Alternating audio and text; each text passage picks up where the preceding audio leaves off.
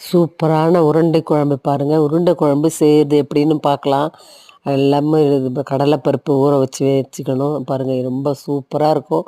இந்த உருண்டை குழம்பு 2 உருண்டை குழம்பு வச்சுக்கிட்டே ஒரு தட்டு சாதம் சாப்பிட்டலாம். அவ்வளோ சூப்பராக இருக்கும் பாருங்கள். ரொம்ப அருமையாக இருந்தது உருண்டை குழம்பு. நீங்களே இந்த மாதிரி ட்ரை பண்ணுங்கள். கடலைப்பருப்பை வந்து ஒரு 2 மணி நேரம் ஊற வச்சுட்டு எடுத்து அரைச்சி வடை செய்கிற மாதிரியே நல்லா கடலைப்பருப்பு,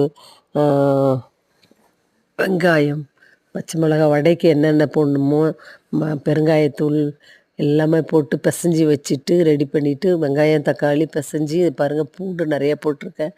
எல்லாத்தையும் நல்லா வதக்கி உப்பு காரம் எல்லாம் போட்ட பிறகு புளியை ஊற்றி நல்லா கரைச்சி மிளகு சீரக பவுட்ரு போட்டு நல்லா கொதிக்க வச்சுட்டு பெருங்காயத்தூள் போட்டு நம்ம எடுத்து வச்சுருக்கிற கடலைப்பருப்பு வந்து உருண்டை உருண்டையாக பாலாக செய்து நல்லா கொதித்து வந்த பிறகு இந்த உருண்டைகளை போட்டு அப்படி மெதுவாக கிளறி எடுத்தால் சூப்பரான உருண்டை குழம்பு ரெடி. இந்த மாதிரி நீங்கள் செய்து பாருங்கள் பிள்ளைகளை, சூப்பராக இருக்கும்.